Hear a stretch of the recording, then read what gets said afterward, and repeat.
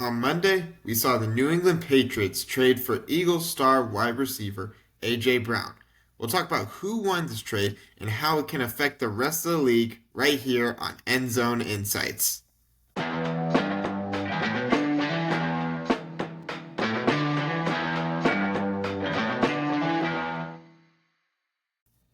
Welcome back into Endzone Insights. I'm your host, Darius Fitzpatrick, and this week has been one of the most exciting times in the NFL during the month of June. Usually, June is a pretty boring month in the NFL, which is unfortunate for me as I still go to school, and this time of year is when I am on summer break and have a bunch of free time. I'm sure a lot of those listening feel the same way, even if you don't go to school, as you may have an annual break during this time or some other scenario going on. But the point is that there are a lot of people who have a much more free time during this time of year than they usually do, and your favorite sport, the NFL, has nothing going on to excite you. Well, that was not the case on Monday as we saw both Myles Garrett and A.J. Brown get traded from their respective teams. I already talked about the Myles Garrett trade on this channel. If anyone wants to check out that video, the link is in the description below for those watching on YouTube. If you're on Spotify, it is the most recent episode after this one.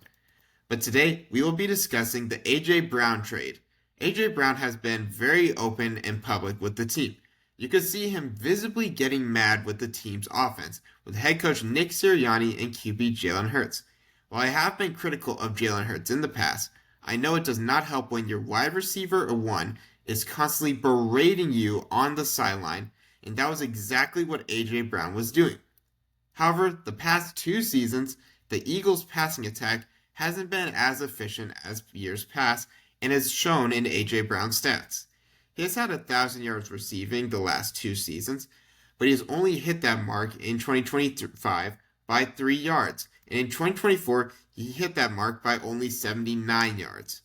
Now, for most receivers, this would be an amazing feat to hit 1,000 yards receiving, but A.J. Brown is not most receivers. A.J. Brown is one of the best receivers in the entire NFL, and A.J. Brown knows that. He is a receiver who teams always have to worry about downfield and is known for being a reliable threat with his hands. I know there will be some people who complain about his ability to catch because of his 3 drops against the San Francisco 49ers in the wild card round of the playoffs. And that was a terrible performance by A.J. Brown. I'm not trying to deny that.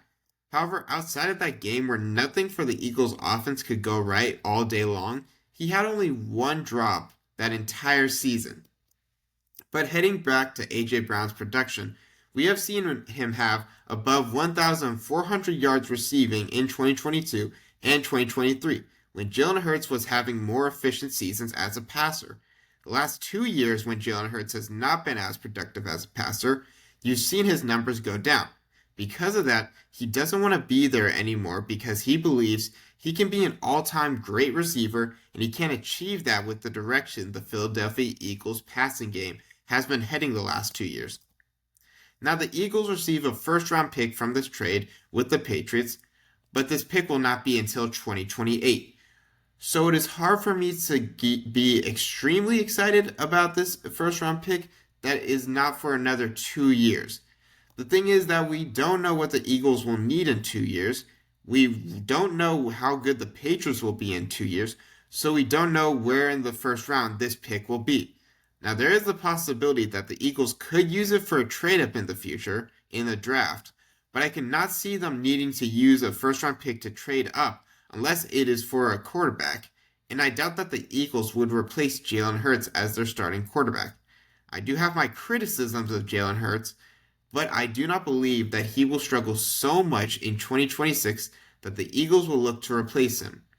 In the slight chance that they do, I would imagine that they would not hold on to him for an extra season and look for a QB in the 2027 class, a QB class which is considered to be elite, instead of waiting for a QB in the 2028 draft because they have an extra first-round pick. So getting this first-round pick in the next 2 years doesn't make that much sense to me, and if I were the Eagles, I would have tried to have received more second or third round picks in the 2027 draft in order to help build a roster that is ready to win immediately. the Eagles are in a win now mode, and I don't see why they would be looking to earn a pick that will not be valuable to them for another 2 years.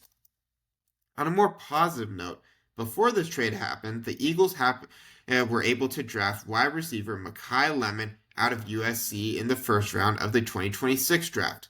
They also traded for Dontavian Wicks and signed Hollywood Brown to a 1-year deal. So this makes the trade a little bit easier for Eagles fans to digest, since the teams had already prepared itself for this possibility. Now, Dontavian Wicks and Hollywood Brown are in no means bad receivers, but they are not on the same level as A.J. Brown. Mekhi Lemon is the biggest factor in this discussion for the Eagles, though. Obviously, he was a first-round pick in last year's draft, but he also has skills that A.J. Brown did not have that could open up this Eagles offense. For the Eagles, last year much of their passing attack were attacks on the perimeter and deep shots down the field with Devontae Smith and A.J. Brown.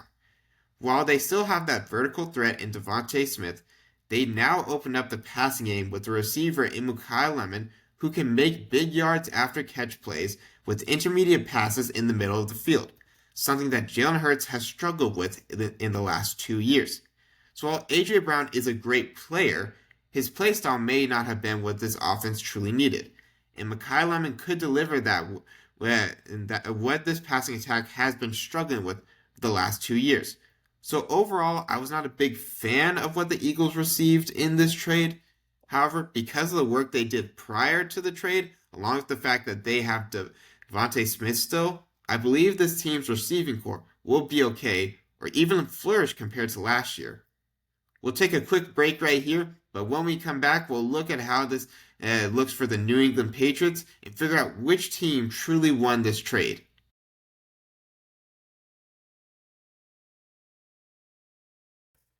Welcome back into the show, and as promised, we will be looking into how the A.J. Brown trade will affect the New England Patriots.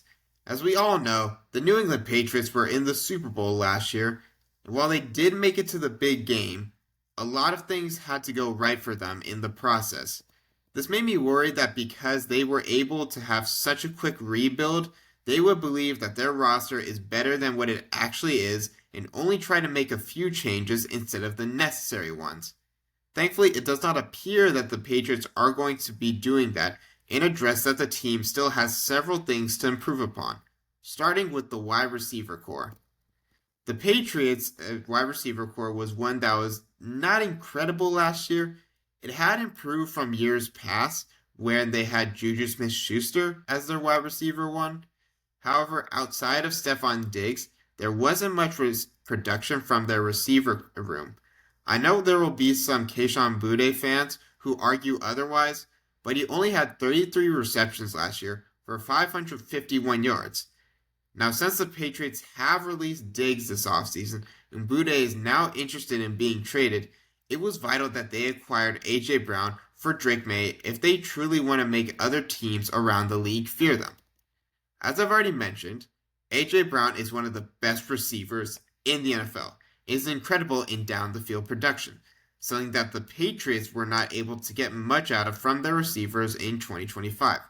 I do anticipate A.J. Brown's numbers to go up this season with Drake May as his QB, who was one of the most accurate QBs in the NFL last year and had an MVP season with the receiving core that is less than average. So while many fans may have thought that last year was a fluke year with Drake May, with a true number one receiver on his team, fans should worry about what this duo could do to their favorite team. Looking at the compensation now, a first-round pick is always valuable. However, it is hard to get upset when the first-round pick cannot be used until 2 years from now. Things in the NFL can change dramatically within the span of 2 years for a team, or a team can be stuck in the same situation they were a few years ago, such as the Pittsburgh Steelers. So the New England Patriots could need that pick desperately in 2 years and not have it. Or they could be making the playoffs every single year and do not dread the fact that they don't have their first round pick in 2028. But looking at it now, the pick is not going to hurt or help this team anytime soon. So I can't say that this is something Patriot fans should be upset over losing. The other thing that I do have to say about A.J. Brown that does concern me. This is the one thing that does concern me with A.J. Brown for the Patriots is the fact that he has a history of becoming a problem for organizations at the end of his tenure with them. It was not a big deal in Tennessee, as all he did was have a holdout for a bigger contract. And we see a lot of players do that in the NFL in order to get bigger contracts, and usually they get resolved. However, the end of his tenure with the Eagles was ugly, and we saw his relationship with Jalen Hurts, who was considered his best friend a few years ago, die out. Which is, I'm going to be honest, it's a really sad thing to see one have his best friend and you see that friendship start to die out. It is still sad, even though you know that just happens in life. Anyway, considering the fact that he won a Super Bowl with the Eagles and still wasn't happy with the organization should raise some eyes for Patriot fans. However, that is my only real concern for the Patriots about this trade. So after examining the evidence, I think we can conclude that the New England Patriots were the winner of this trade. Both teams are in a win now mode, but this trade addresses a need that the Patriots had for the upcoming season, while the Eagles got a pick that won't matter until 2028, which makes it clear that the Patriots were the winners of this trade. This is just the immediate analysis of the trade. For us to truly see who won this trade, we'll have to wait a few more years to see how Brown's tenure with the New England Patriots goes and how the Eagles use that first round pick they received from the Patriots. But for right now, it looks as if the Patriots won the trade. Well, that's going to wrap up this episode of Endzone Insights. I hope you enjoyed. If you did, please send it to someone else. It would really help out the channel. There will be more episodes such as this posted in the future. But until then, be happy, be safe, and live your best life.